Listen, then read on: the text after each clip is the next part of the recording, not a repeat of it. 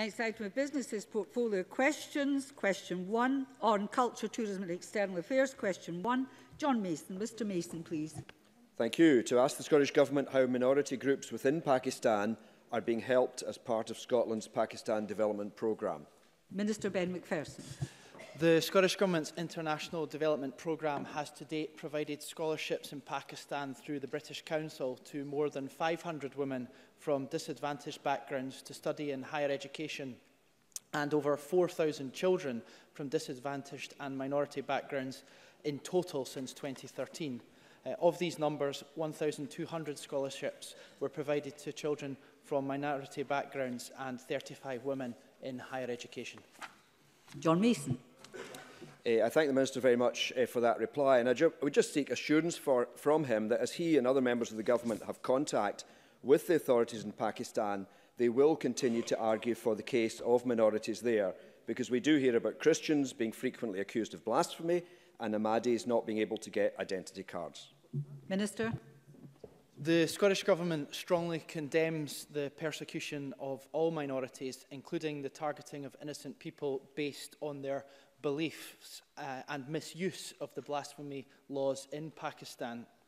The Scottish Government has repeatedly raised concerns over the issues that John Mason raises directly with the UK Government and officials from the Government of Pakistan as well, and we will continue to do so.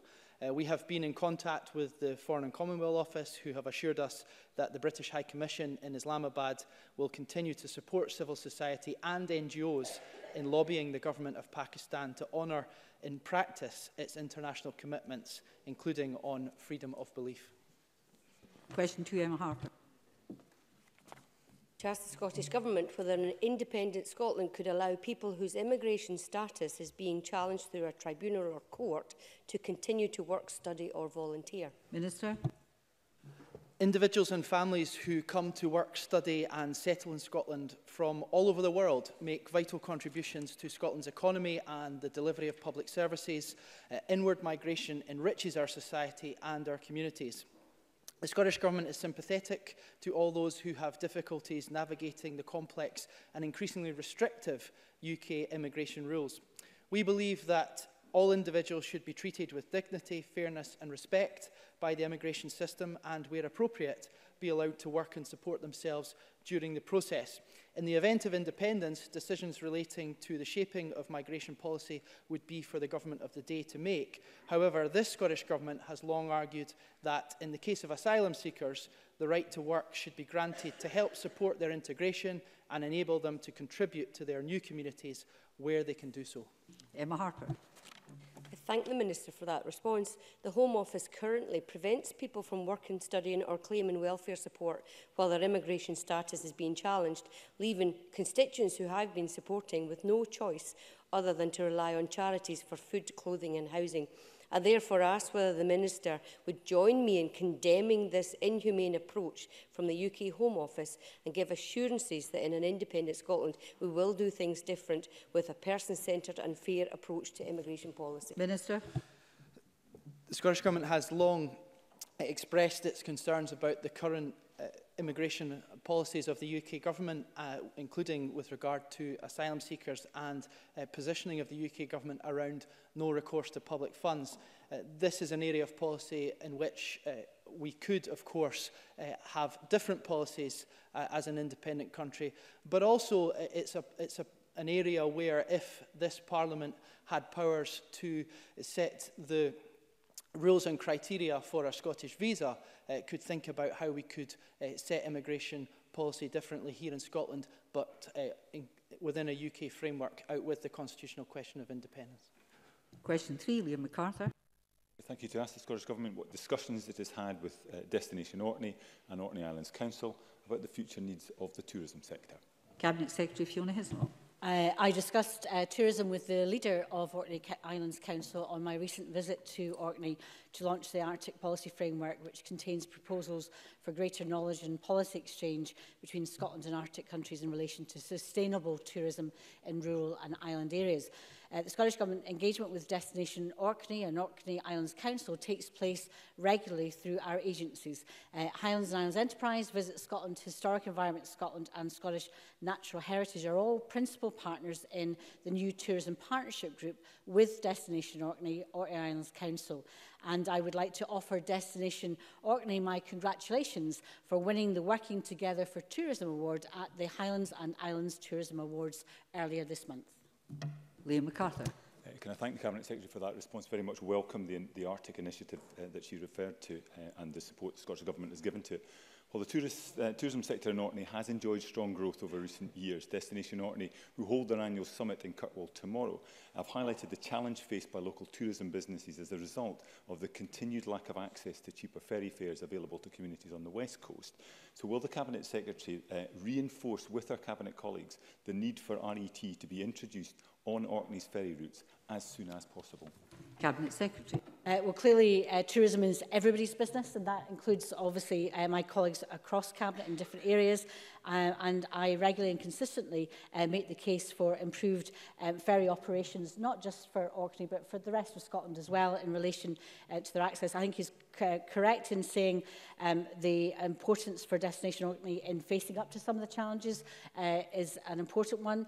It will be addressed, I think, this week with the 5-year strategy that is in the vision for tourism that is being put forward by Destination Orkney, and all aspects of that, including the ferry operations, is something I will raise regularly. I had the opportunity only this week with my other economy secretaries to discuss the importance of tourism to all their portfolios, and I will reiterate that with the Transport Secretary. Question 4 withdrawn. Question 5, Annabel Ewing. To ask the Scottish Government how it promotes tourism in the Cowdenbeath constituency. Cabinet Secretary. Historic Environment Scotland, we are developing a new augmented reality app entitled In the Footsteps of Kings. The first phase of this was launched in summer 2019 and will feature Aberdare Castle and nearby Ravenscraig Castle, providing an enjoyable, informative experience for visitors to the sites, especially families. Visit Scotland continues to promote Cowdenbeath's rapidly growing collection of public art through its consumer social media channels, and our agencies continue to work with local sectoral organisations, including the Fife Tourism Partnership and Heartlands of Fife, and provide advice on projects such as the Fife Pilgrim Way. Annabel Ewing. Cabinet Secretary for her answer and welcome the excellent initiatives that she has mentioned. The Cabinet Secretary will be aware from previous questions I have raised about the Save the Cage campaign to bring mining artefacts to the Lochore Meadows Country Park in my constituency. Will the Cabinet Secretary undertake to engage with the National Mining Museum of Scotland on this issue?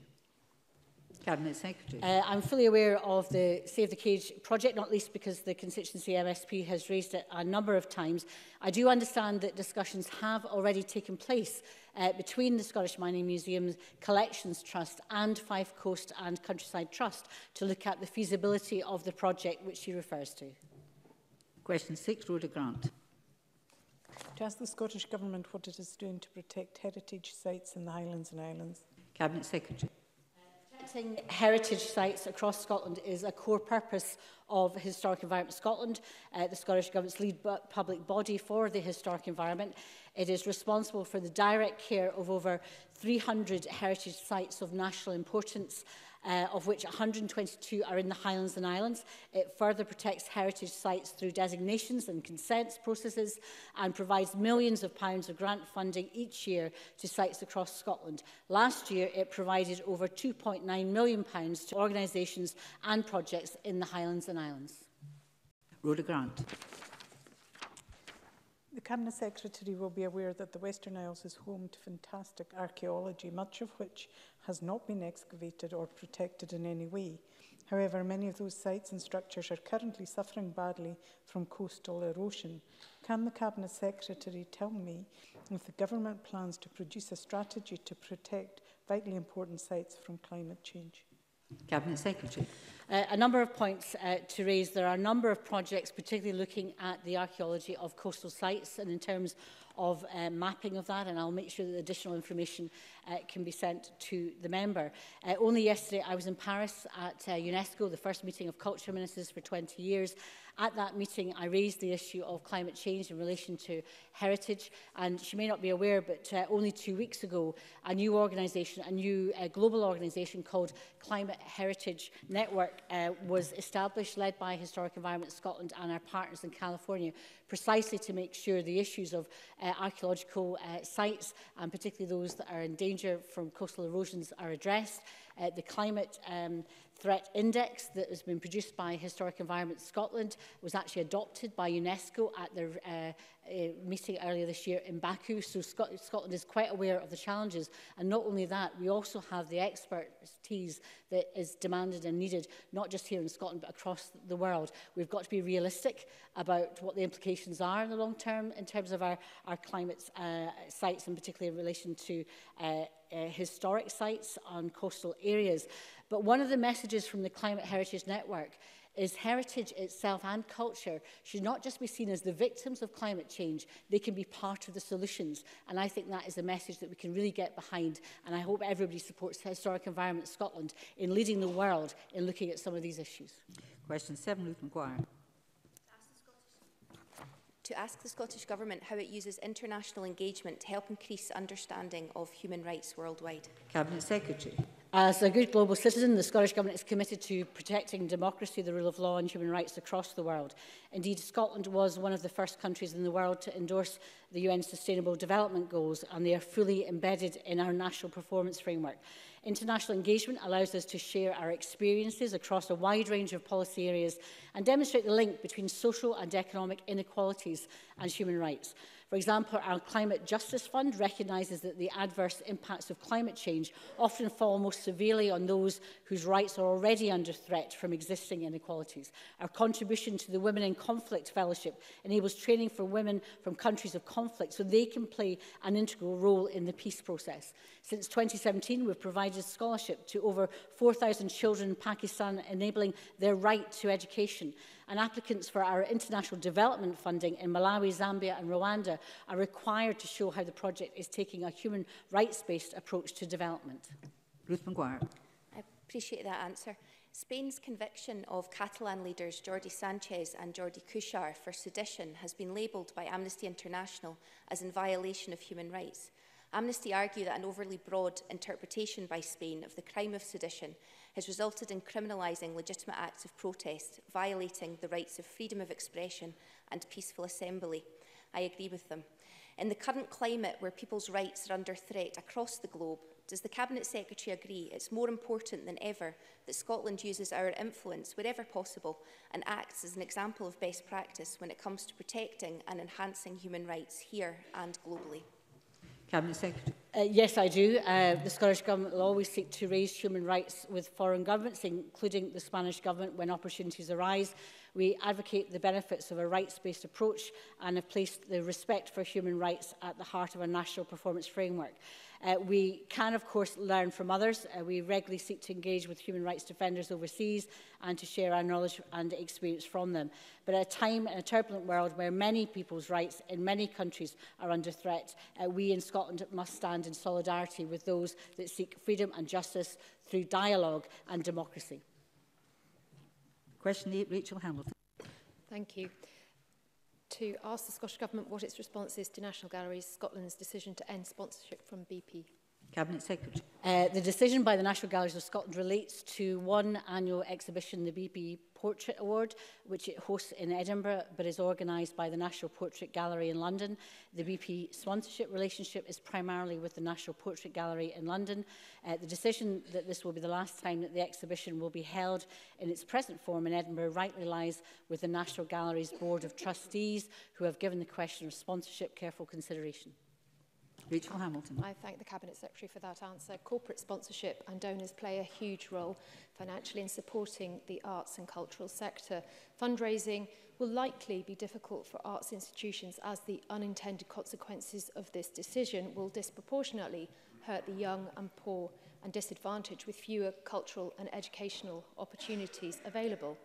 Moreover, negativity surrounding arts fundings could deter companies from entering the arts arena. Will the Scottish Government come good and increase financial support to arts institutions to prevent a cultural deficit in Scotland as a result? Cabinet Secretary. I think that contained a number of broad brush and sweeping generalisations and statements.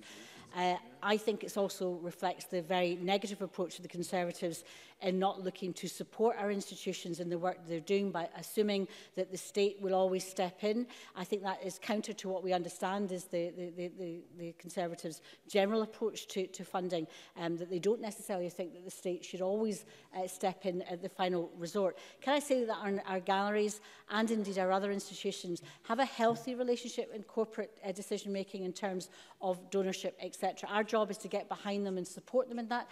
When they make individual decisions about who they accept as donations, that's one for them to make. And I think there will be, perhaps in this area, and this is where I think transition is the right word to use in terms of climate change, people will make it individual, and organisations and institutions will make individual decisions as we go along. The world is shifting, and as the world shifts, I think how we fund things, whether it's arts or any other areas, may shift with it. But there are great opportunities for people to get behind our cultural institutions, including our national galleries, and I would like to see all of us in our constituency capacities, as well as in our portfolio responsibilities, encouraging a business to help support our arts and cultural institutions rather than take the very negative and narrow-minded approach of the Conservatives. Thank you. That concludes questions in culture, tourism and external affairs. We're going to move on to the next batch of questions on education and skills.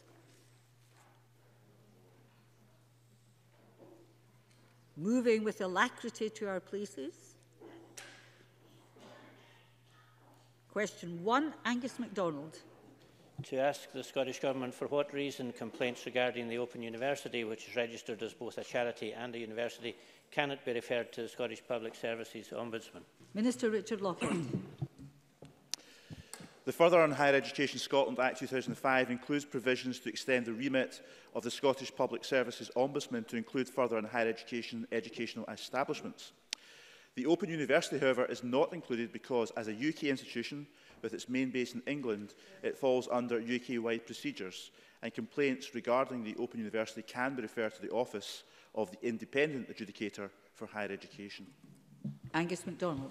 I thank the Minister for his reply. I have to say it does seem to be an unfortunate anomaly that students based in Scotland studying with the OU, a university registered in Scotland, do not have the same route for complaints as students at other Scottish universities.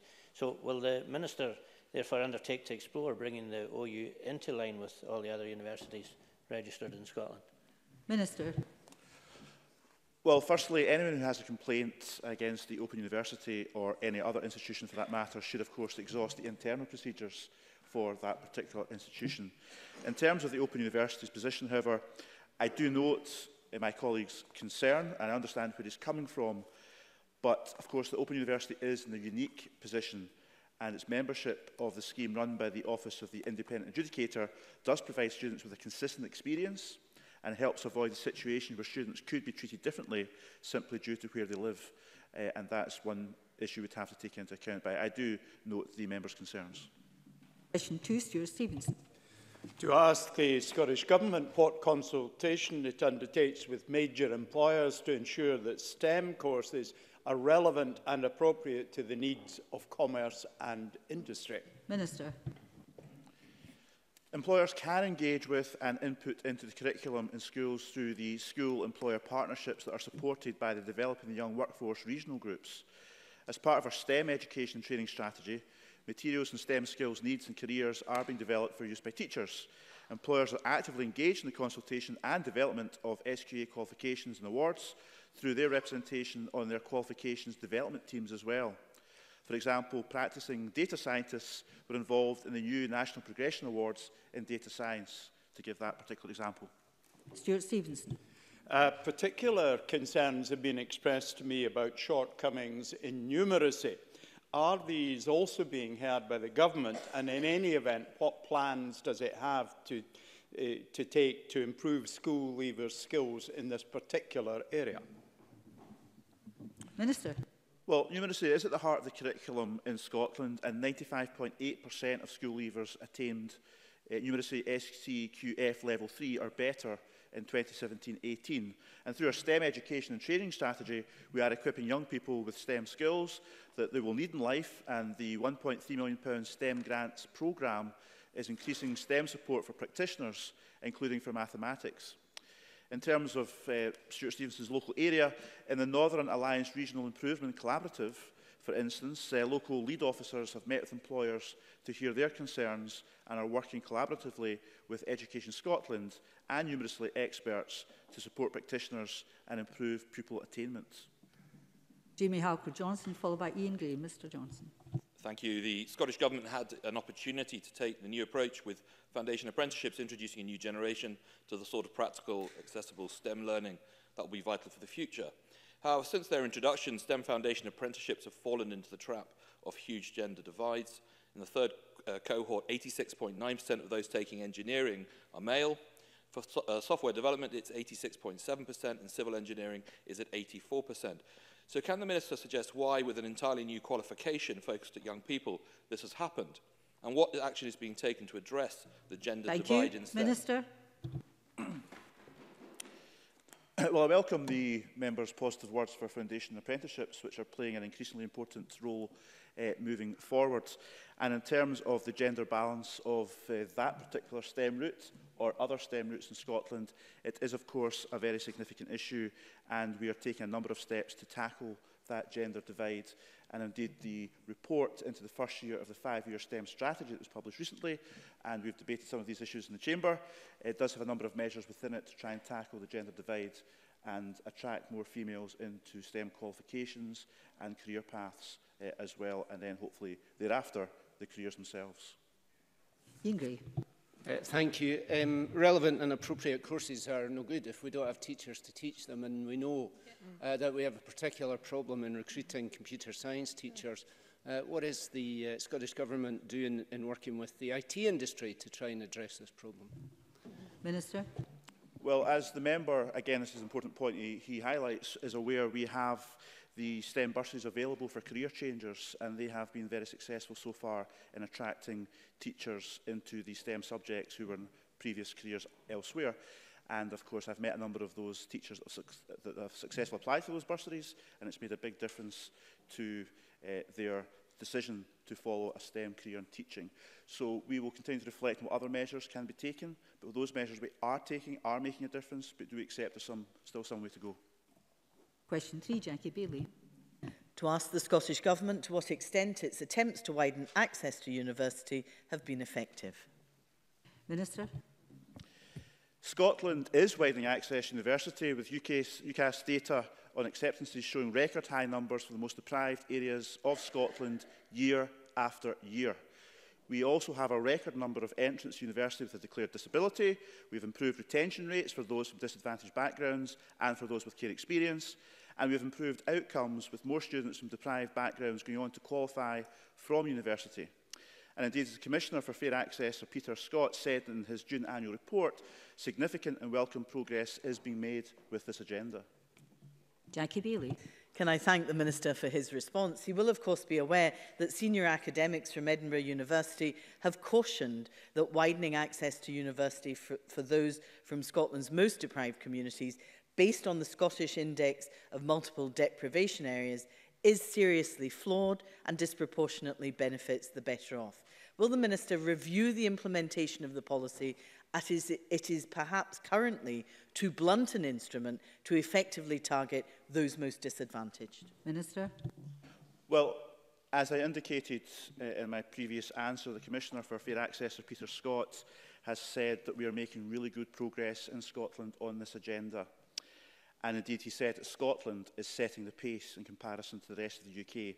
Notwithstanding his comment, the member does raise a genuine point about the recent report. It does highlight some issues the Scottish Government are very keen to take on board. I would take issue, of course, with the comment that our current strategy is seriously flawed. It certainly is not. However, we do know that whilst there is a clear relationship between the SIMD areas and school attainment and access to university, and we do think it's right to focus on learners from these disadvantaged areas, we also appreciate that not everyone who faces multiple socio-economic disadvantage will live in these 20% of areas in Scotland. And that is why we have established a data working group to examine how we can support learners who don't live in those areas but do face similar socio-economic barriers to accessing university. So we do recognise that. So whilst the system just now is not absolutely perfect, it's making fantastic progress, and people from disadvantaged backgrounds are now getting into university in greater numbers than ever before, and we're very close to achieving our 2021 target already, and we're being hailed for that by external observers, but there's more to do. Question 4, Stuart McMillan. Presiding Officer, to ask the Scottish Government how it is preparing the young people for entering the workforce. Minister Jamie Hepburn. We ensure young people are prepared for the world of work through the implementation of our youth employment strategy, developing the young workforce. Through developing the young workforce, we're creating an enhanced curriculum offer for young people in schools and colleges. This is to equip young people with the skills to succeed in current and future labour markets. This has included the creation of new work-based learning options, enabling young people to learn in a range of settings in their senior phase of school, building employer engagement in education, providing careers advice at an earlier point in school, and introducing new standards for career education and work placements. Stuart McMillan. I thank the Minister for that reply. And the Minister will be aware of the Inver Racers project in my constituency, which the Cabinet Secretary managed to visit earlier this year. The Inver Racers project is a team of students from Inverclyde Academy. They've learned engineering skills and built a racing car as part of the Green Power initiative between West College Scotland and also the developing the young workforce. Does the Minister agree with me, therefore, that initiatives like this are innovative and are very much an innovative approach to education, also an opportunity to offer educational engagement to some pupils for whom daily teaching might not be working, and would he recommend that this approach to be expanded and considered as a route into some STEM modern apprenticeships? Wonderful question, but getting too long, Minister. Well, let me say, yes, I do agree. Yes, I am aware of the Inver Racers initiative. Yes, I agree. I think it's a very appropriate example of the type of study that we want to see, or initiative that we want to see in our school environment. I'm aware of it happening in other parts of the country as well. I think it's incumbent on all education environments to learn from good practice. I think that can apply to other schools in the Inverclyde area and indeed in Scotland beyond. What we want to see is an increased passion for STEM, for young people, and hopefully that will inspire them to go on to study in either an academic way or through an increased uptake of STEM apprenticeships. And of course we are increasing the number of apprenticeship opportunities across the country, President Officer, and I would encourage young people in Inverclyde and elsewhere to take advantage of them. Question 5, Kenneth Gibson. Thank you, Presiding Officer. To ask the Scottish Government how many jobs will be created in North Ayrshire through the expansion of early years learning and childcare. Minister Marie Todd. Our ambitious programme to expand early learning and childcare will bring a wide range of benefits for Scotland, as well as playing a vital role in helping to improve children's outcomes and closing the poverty-related attainment gap. It will provide opportunities for parents to enter into work or training. It will also create around 8,500 additional full-time equivalent jobs across the whole of Scotland, including North Ayrshire. North Ayrshire Council will receive £14.5 million of additional annual revenue funding to deliver 1140 hours entitlement, which will support the expansion of the workforce. We're also providing the Council with over £11 million in capital funding, which will support jobs in extending, refurbishing and building nurseries in the area. Kenneth Gibson. Thank the Minister for that answer, but there was no mention of the actual number of jobs specifically in North Ayrshire, which I understand could be between 70 and 100. But can the Minister further advise how many children in North Ayrshire are expected to benefit and how much each family will save in childcare costs per child through implementation of this policy? Minister. From August 2020, all 3- and 4-year-olds and around a quarter of 2-year-olds in Scotland will be entitled to 1140 hours of funded early learning and childcare. That's nearly double the current environment. The latest Improvement Service data showed that nationally, over 46,000 children are already benefiting from more than 600 hours, ahead of full rollout from August 2020. North Ayrshire Council is also phasing in the extra hours early. As of June 2019, 9 settings were involved in piloting ahead of full rollout from August 2020 onwards. The 2018 Early Learning and Childcare Census data showed that 2,323 registrations for funded early learning and childcare by 2-, 3- and 4-year-olds in North Ayrshire. The Council is working extremely hard with its partners to ensure that places will be available for all children who wish to take up the expanded offer from August 2020 onwards. Question 6, Claire Baker. To ask the Scottish Government what analysis it has undertaken of the cost to families of children attending school and participating in school-related activities. Cabinet Secretary John Swinney. Presiding Officer, as I indicated in my response to the Education and Skills Committee in February, policies governing charges for in-school activities are delegated to school level. Therefore, analysis of these charges would necessitate inclusion of all schools in Scotland. Analysis of this scale would be bureaucratic, and the likelihood of producing robust operational data is questionable due to the variation in approach between and within schools. In June of this year, along with COSLA, the Government published revised guidelines for devolved school management, including advice on the issue raised by Claire Baker. This makes clear that head teachers are expected to ensure that any costs on families are minimised to ensure equality of access. Where charges are deemed unavoidable, schools should publish details of anticipated pupil charges for curricular or extracurricular activities requiring funding contributions from families at the start of the academic session, alongside information about potential financial assistance, discounts or exemptions available to pupils. Claire Baker. Presiding Officer, while the guidance is welcome, a recent FOI has shown huge variations in the amount that schools charge for home economics or art or technology subjects, and whether or not there are any exemptions for families. And a school in my own region is charging over £100 a year for National 5 qualification hospitality. The Scottish Government will say it's not their responsibility, but as local authority budgets are under so much pressure, how can the Scottish Government be confident that funding constraints isn't the driver for these increases? And will they continue to work with local authorities to end charges for school subjects? Cabinet Secretary.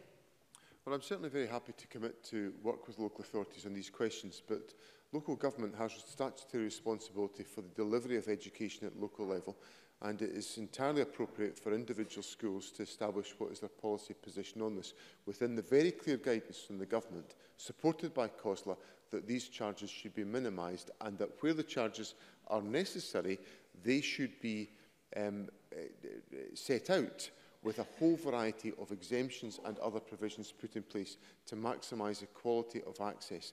Now, that is the responsibility of individual schools and local authorities to take forward. The government will set the framework, but these local decisions have to be applied, but I look to them to be applied on the basis to minimise charges for pupils. Alexander Stewart, briefly. Thank you, Presiding Officer. To ask the Cabinet Secretary what steps he's taking to ensure that home economics and art high school students are not facing the postcode lottery over charges for materials.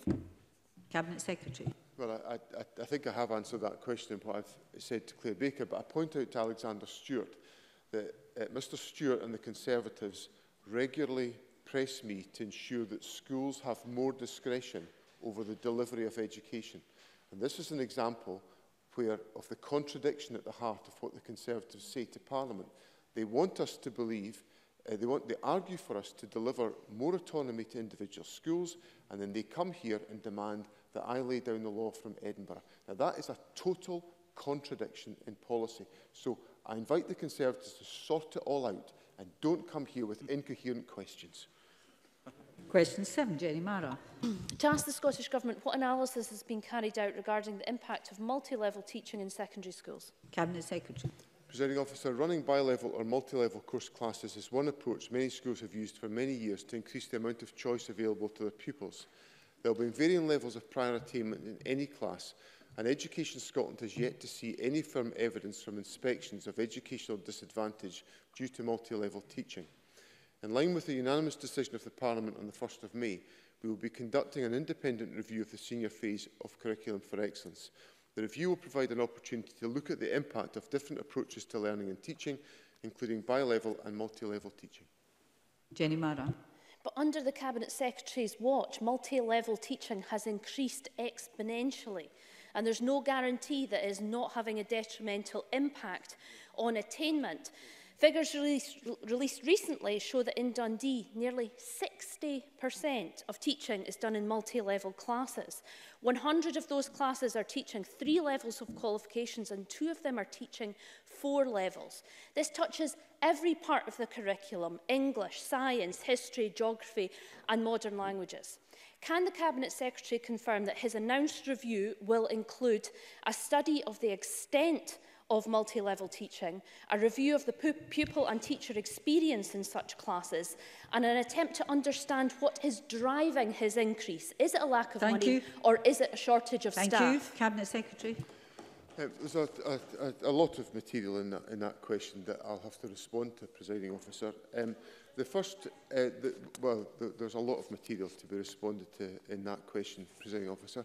The first point is the fact that the remit of the review of the senior phase is currently being developed. I've invited contributions from the Education and Skills Committee on this question.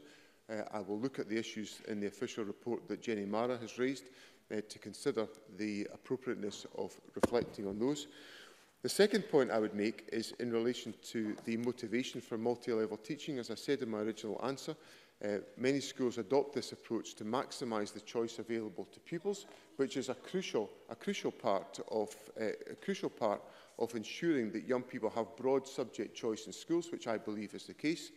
The third point to respond to is the fact that there are, of course, an increased number of teachers in our schools, which is really welcome, and that's come about because of the investment the government has made in initial teacher education.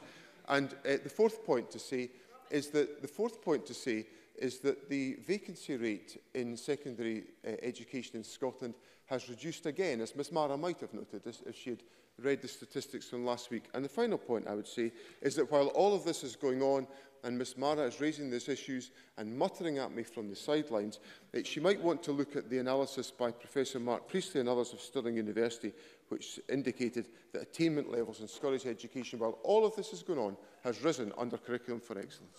Question 8, Edward Mountain. Thank you, Presiding Officer. To ask the Scottish Government how many schools in the Highlands and Islands are being considered as part of the next phase of its Learning Estate investment programme. Cabinet Secretary. Presiding Officer, I'm pleased that a new Tain 3 to 18 campus and a new Castlebay campus in the Highlands and Islands were two of the projects to benefit from the first phase of the Learning Estate investment programme. The Scottish Government looks forward to continuing discussions with all local authorities in the coming months regarding which of their projects may be suitable for support through the second phase of the programme, which will be announced in September 2020. Edward Mountain. And I thank the Cabinet Secretary for that answer, and I too welcome the funding for the Tain campus. I know the pupils do there as well. I've recently visited Culloden Academy, Charleston Academy, Nairn Academy, and all secondary schools that I come to are not fit for purpose. Can the Cabinet Secretary confirm he will seriously consider those schools for investment, because some of them are close to falling down? Cabinet Secretary. The first thing I'd say is that in relation to my visit to Tain Academy, the pupils made a very compelling argument for the refurbishment of their school, including as we moved into the school library, they handed me an umbrella in case it was raining inside the library, which I thought was a very suitable prop. So I'm delighted that we've taken a decision on Tain. As Mr Mountain knows, I'm very sympathetic to this issue because I want to see the school estate strengthened. I take issue with him about his point that I think he used the words, all of the schools he visits are not fit for purpose. I encourage him to get out a little bit more because you'll find some fantastic buildings around the Highlands and Islands in the school estate. I myself have visited Nairn Academy and I appreciate the issues and the challenges in the estate there.